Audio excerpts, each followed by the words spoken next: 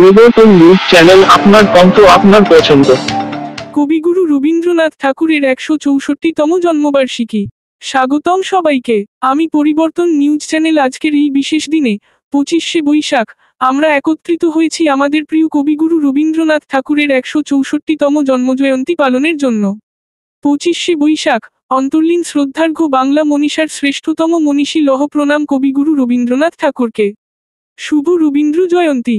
আজকের এই অনুষ্ঠানটি শুধুমাত্র তার জন্মদিন নয়, বরং আমাদের সংস্কৃতির এক অবিচ্ছেদ্য অংশ। একটি উদযাপনে নিয়ে যেতে পেরে রোমাঞ্চিত। রবীন্দ্রনাথ ঠাকুরের জন্মবার্ষিকী বা রবীন্দ্র জয়ন্তীর আনন্দঘন উপলক্ষ সকলকে বাঙালি সংস্কৃতির হৃদয় স্থান করে নেওয়া দিন আজ। বাংলা সাহিত্য ও শিল্পের ঘাঁটি সাহিত্য সংগঠন বাংলা সাহিত্য ও সংস্কৃতি সমাজ আয়োজিত একটি দুর্দান্ত সন্ধ্যা সাংস্কৃতিক অনুষ্ঠানে বাংলা সাহিত্য জগতে সহ রবীন্দ্রনাথ ঠাকুরের অনুগামীবৃন্দ যোগ দিলেন। মিলনস্থল ডোভার গেস্ট হাউস, গাড়িয়াহাট অঞ্চলের রবীন্দ্রনাথ ঠাকুরের ১৬৪তম জন্মবার্ষিকী উদযাপন সভাপতিত্ব করেন রবীন্দ্রনাথ চক্রবর্তী, সভাপতি বাংলা সাহিত্য ও সংস্কৃতি সমাজ, এবং অরুণ ভট্টাচার্য, বিশিষ্ট মানবাধিকার কর্মী এবং সাহিত্যপ্রেমী, পত্রিকা সম্পাদক। আজ সাহিত্য সমাজ কিংবদন্তি কবি, নাট্যকার এবং দার্শনিককে স্মরণ করার জন্য জড়ো হয়েছেন, যিনি বাংলা সাহিত্য ও সংস্কৃতির উপর একটি অমোঘ চিহ্ন রেখে গেছেন। একজন সাংস্কৃতিক আইকন, যিনি বাংলা সাহিত্য ও সংস্কৃতির উপর একটি অদম্য চিহ্ন রেখে গেছেন। তিনি আমাদের যে সাংস্কৃতিক ঐতিহ্য দিয়েছেন তার প্রতি শ্রদ্ধা। সন্ধ্যাটি সঙ্গীত, নৃত্য, কবিতা আবৃত্তি এবং অন্যান্য সাংস্কৃতিক পরিবেশনায় ভরা, যা ঠাকুরের সৃজনশীল প্রতিভার সারাংশকে প্রতিফলিত করে। অনুষ্ঠানটি ঠাকুরের উত্তরাধিকারের একটি প্রাণবন্ত উদযাপন, যা আজও বাঙালি সাহিত্য ও সংস্কৃতিকে অনুপ্রাণিত ও প্রভাবিত করে চলেছে। একত্রিত হয়েছেন তার জীবন, কাজ এবং দর্শন উদযাপন করা, যা আমাদের অনুপ্রাণিত করে চলেছে। অনুষ্ঠানটি কেবল তার জন্মদিনের উদযাপন নয়, বাংলা সাহিত্য ও সংস্কৃতিতে তার অবদানের জন্য একটি শ্রদ্ধা। প্রোগ্রামটিতে একটি সাংস্কৃতিক অযৌক্তিকতা, রবীন্দ্রসঙ্গীত, গান, নাচ, আলোচনা, কবিতা আবৃত্তি এবং আরও অনেক কিছু রয়েছে। এটি সৃজনশীলতা, ঐতিহ্য এবং ঐতিহ্যের উদযাপন। বাংলা সাহিত্য ও সংস্কৃতি সমাজ সাথে যোগ দিলেন কারণ কিংবদন্তি কবি, নাট্যকার এবং দার্শনিকের প্রতি শ্রদ্ধা নিবেদন করেন, যারা প্রজন্মকে অনুপ্রাণিত করে চলেছেন। বিশ্বজিৎ সেনগুপ্ত মঞ্চ অদ্ভুত সঞ্চালক পরিচালনা করেন। উপস্থিত ছিলেন আমন্ত্রিত সাহিত্য জগতে এবং রবীন্দ্রনাথের অনুগামী বৃন্দ বিউটি দাস, নির্মলেন্দু সেন শর্মা, পূর্ববী কর, আশিস রায়, অদিতি চ্যাটার্জি, মায়া দাস, পাপিয়া মিত্র, জলি ঘোষ, রবীন্দ্র কবিতা, শিপ্রা আরো বন্দ্যোপাধ্যায়, সীমা মজুমদার, জয়া চৌধুরী, মানব বসু, শ্রীমতী সাধনা গোলরার, বন্দনা চট্টোপাধ্যায়, অজন্তা আঢো, স্বপন সরকার, অশোক দত্ত, অরুণ ভট্টাচার্য যুগ্ম সম্পাদক অনুষ্ঠানে সভাপতি। ঘোষণা করা হয়েছে আগামী দিনে নজরুল জন্মবার্ষিকী পালন করবেন বাংলা সাহিত্য ও সংস্কৃতি সমাজ। আমরা রবি ঠাকুরের জন্মদিন উদযাপন করছি সারা বিশ্বে বিখ্যাত তার শান্তির বাণীর মাধ্যমে। তিনি জগৎকে শান্তি প্রতিষ্ঠিতের পক্ষে সারা জীবন আমরা দেখলাম, সে পথে যাওয়া সম্ভব হলো না। বাধ্য হয়ে আমাদের রাষ্ট্রের স্বার্থ রক্ষা আমাদের রাষ্ট্র আগে, তবে শান্তি সবসময় কাম্য। আমাদের এই মহাদেশের এই তিনটি রবি ঠাকুরের সরস্বতী পারস্পরিকের সম্মান রক্ষা করে মা বোনেদের আপনারা সবাই জানেন। আজকে তিনি থাকেন, আমাকে জানাবেন। আমাদের আহ্বানে প্রতিটি ক্ষেত্রে উনি থাকেন এবং আপনাদেরও প্রত্যেকের কাছে সেটি পাঠিয়ে দেবো। আপনারাও এই দেখার সুযোগ পাবেন। এই কথা বলে বাংলা সাহিত্য সংস্কৃতি সমাজের জয় হোক। আমি একটি রবীন্দ্রসঙ্গীত, আজকে যেহেতু রবীন্দ্রনাথ ঠাকুরের জন্মদিন, তা সুতরাং সেইরকম ধরনের গানই করতে হবে। যে গানটা লিখেছিলেন সেই গানটি আমি করছি।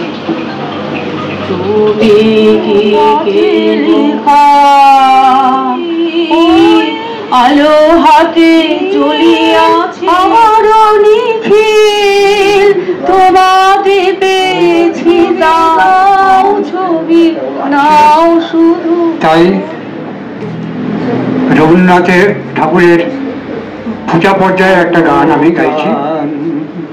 তখনও হে নাথ প্রণমে তোমার, ক্ষমসে আপনা হইতে। রবীন্দ্রনাথের জন্মদিন একটি রবীন্দ্রসঙ্গীত। আমার বেলা যে যায় সাজ বেলাতে তোমার সুরে খেলাতে, তোমার সুরে সুরে সুর মেলাতে, আমার বেলা যে যায় সাজ বেলা।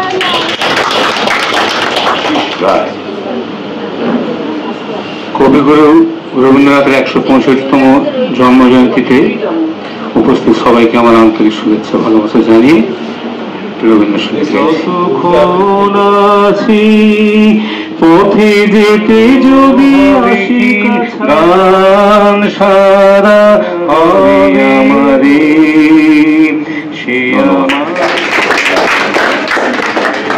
পরিবেশনের পরে আমরা এবার কবিতায় পৌঁছে যাচ্ছি। কবিতা আবৃত্তি করতে আসছেন অদিতি চ্যাটার্জি। তারা কাছে থাক, তারা তো পারে না জানিতে, তাহাদের নীরব হৃদয় খানিতে। নমস্কার, আমি অদিতি, সাহিত্য সংস্কৃতি সমাজের পক্ষ থেকে আমি আন্তরিক শুভেচ্ছা। কবিগুরুর 164তম জন্মদিন পালন করতে দুজনের সঙ্গে আমার অনেক দিনের পরিচয়। আর সেই সুনিবেদন সন্ধ্যা এখানে নামলেও সন্ধ্যা নিভিয়ে দিল, সন্ধ্যায় চালানো দিয়ে পড়েছে, ফিল্মের দিকে মুখ করে চলেছে, ওদের কপালে লেগেছে সকালের আলো, ওদের পাড়ানের করি এখনো ফুটায়নি। এই ছায়া ওর আলোটিকে ভুবন ভরা আলোর নয়ন ধোয়া। আমার কবিরা নানান কথা বলে গেছে, সেইভাবেই তাকে শ্রদ্ধা জানাচ্ছি। সকলেই জানে পরিবেশ খুবই অশান্ত, বার্তা যেন আবার বসের পাশে ভর দুপুরে আবার মনে মনে ভাবছি, বুকের ভিতর যখন জেগে ওঠে বিপুল অন্ধকার, রবীন্দ্রনাথ তখন তোমার কলমে অনন্ত সূর্যের সামনে দাঁড়িয়ে সেই মুহূর্তের পুরাণ আমরা দেখতে পাবো। হ্যাঁ, আমার একটা কথা ছিল, হবে অনেকে আছে প্রিয় গণ আন্দোলনের লোক শুধু নয়, উনি আমাদের বিশেষ বন্ধু এবং বাংলা সাহিত্য সংস্কৃতি সমাজের উনি কার্যকরী সভাপতি, সভা পরিচালনার দায়িত্বে রয়েছে। আমার নিমকে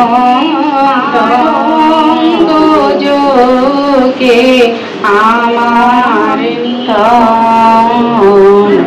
ছিল এইখানে বসন্তের নতুন হাওয়ার বেগে, তোমরা শুধাই ছিলে মোরে ডাকি, সে মোর প্রথম পরিচয়। তারপরে জলি ঘোষ।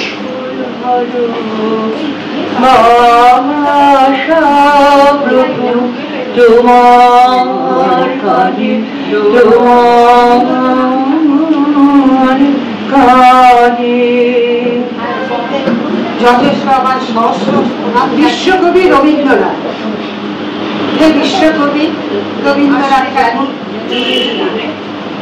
হবে না দেখা অবয়বে, কিন্তু আছে তুমি, থাকবে আমার ঐশ্বর্য মাঝে বিরাজমান তোমার সিংহাসন, তার তলে যেন পাইস্তার এই মর অনুভূতি। আমি জানি বড়বইকে আমার প্রণাম জানিয়ে সঙ্গীত গাইছে। তুই ফেলে এসেছিস কারে মন, মনে রে আমার যে পথ দিয়ে চলে এলি, সে পথ এখন ভুলে পারি না, চেষ্টা করেছি। শুনছো রবি ঠাকুর, তুমি এসেছো আমার বাড়ি। দাদার দাদায় পাটমুরু পাহাড় তলায় শ্যামলী নদীর ধার ঘেঁষে যে আমিও দেব পারি। তুমি চাইলে অনেক কিছুই করতে আমি পারি। ধন্যবাদ জানিয়ে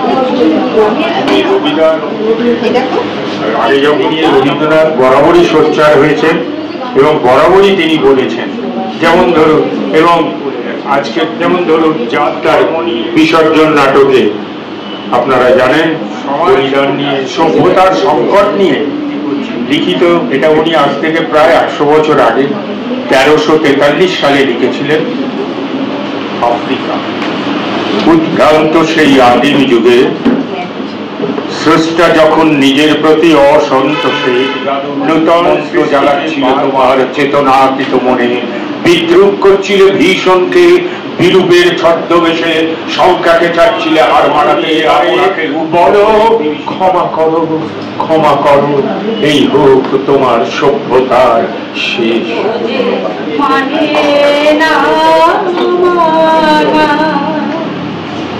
আখি ফিরাইলে বলে না না না, বুঝে মানে না, মুখ পাড়ে যে বলে না না না,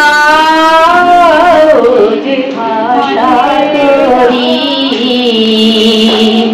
এবার মা বলে ভাষা তোর বনে ভাই ডাক দে সবাই মিলে বৈঠান এসেছে, জয় মা করা করি কেউ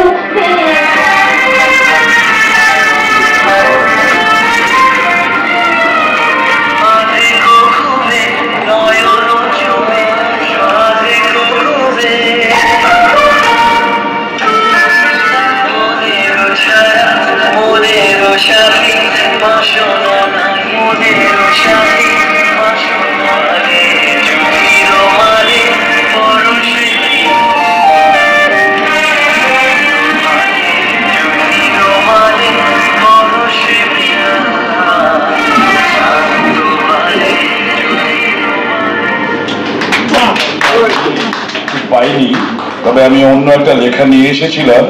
তা সেই লেখাটা এতটাই গুরু লেখা, আমি কবিতাটি পাঠ করছি। আমাদের সকলের আমি যে কবিতার মধ্যে লুকিয়ে আছে, সে কবিতার হলো সবুজ চুনি উঠলো রাঙা হয়ে, আমি চোখ মেললুম আকাশে, চলে উঠলো আলো, আমি বলবো এ সত্য তাই কাব্য।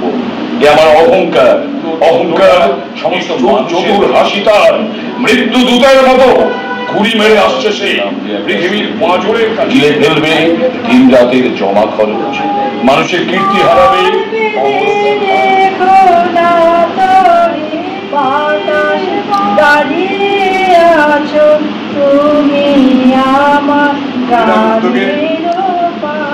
যে সাংস্কৃতিক সংগঠনটি রয়েছে আগামী দিনে পথ চলা শুরু করবো এই আশা রেখে আমি আমার বক্তব্য শেষ করছি।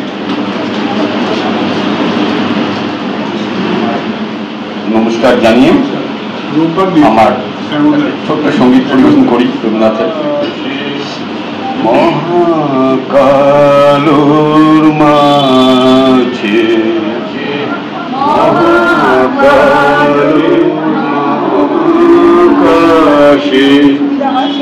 গান শেখাই, সেই বাউলাঙ্গের ছোট্ট 6 লাইনের গান, সেই বাউলাঙ্গের ঢঙে আমারে পাড়া হে খেপিয়ে বেড়ায় কোন খেপাশে, ওই আকাশ জুড়ে মোহন সুরে তার কানন গিরি খুঁজে ফিরে বেড়ায় কোন খেপাশে, আমারে পাড়ায় খেপিয়ে বেড়ায়।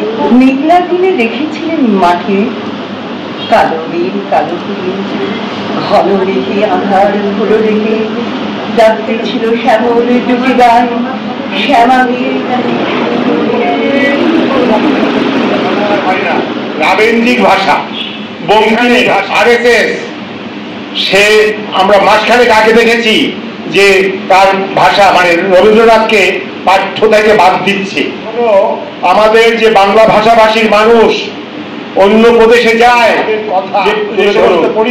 আজও জল পড়ে পাতা লড়ে, কিন্তু আমাদের ওগনে নাওখানি বাইও তো মারো মারো প্রাণ খাইও, এই ঘরে আনো, বিভিন্ন যে লাইন, বিভিন্ন যে চিন্তা করো, নাইট অবুয়াদ ইচ্ছে ত্যাগ করলেন জালিয়ানওয়ালাবাগের কাজী যত তাদেরকে করবেন বা বিভিন্ন ধর্মীয় মৌলবাদীরা এইভাবে কিন্তু আপনাদের মানে মন থেকে ছড়িয়ে দিতে চাইবেন।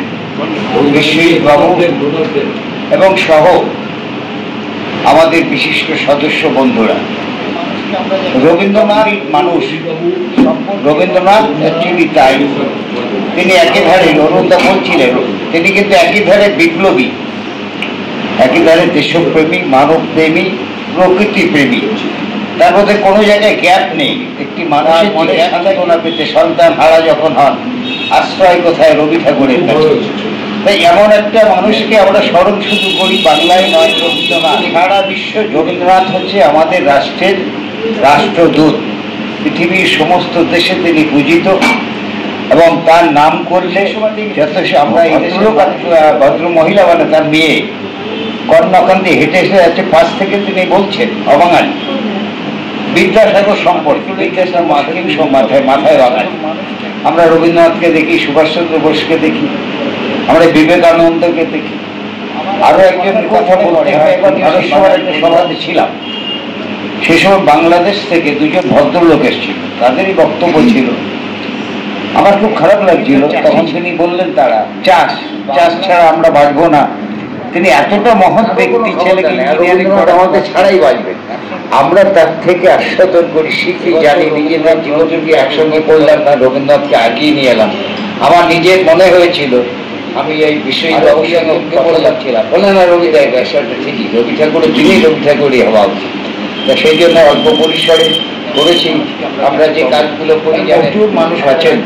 আর এটা ঠিক যে সমাজ কল্যাণমূলক কাজের মধ্যে সেই সমান সহযোগিতা পাবো এবং পরবর্তী যে দিনটি আমরা করবো সেই দিন এখন যত ছোট আকারে যুদ্ধটা হয় এভাবে করে দিতে পারতাম, তাহলে বোধহয় একটা সত্যিকারের মানুষ হিসেবে, একটি রাষ্ট্র হিসেবে গঠন করতে পারতাম।